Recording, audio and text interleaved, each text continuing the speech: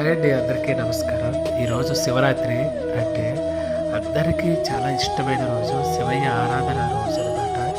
అలాగే నేను చిన్న శివలింగం తీసుకొని దానికి విభూది, అలాగే కొంచెం గంధం, అలాగే పన్నీర్ అంటే గులాబీ వాటర్తో నేను అభిషేకం చేసుకున్నాను అనమాట. అంటే నాకు ఎంత శక్తి అంతే కదా. భగవంతుడికి సేవ చేయాలంటే మనకి శక్తి సరిపోదు. ఆయన దృష్టిలో మనం పడితే ఆటోమేటిక్గా శక్తి అనేది మనకు వస్తుంది. పడాలి అంటే మనం దైవస్మరణ చేస్తూ ఉండాలి. అదే మనకి గొప్ప వరం.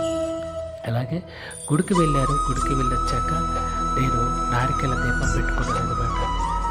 ఈ నారికేల దీపం అనేది చాలా మనకి ఎటువంటి నెగిటివ్ ఉన్నా పాజిటివ్గా మారుతుంది. అలాగే ఫైనాన్షియల్గా మనకి ఇబ్బంది పడినా ఆ దీపం వల్ల మనకి పొజిషన్ అనేది మంచిగా ఏర్పడుతుంది.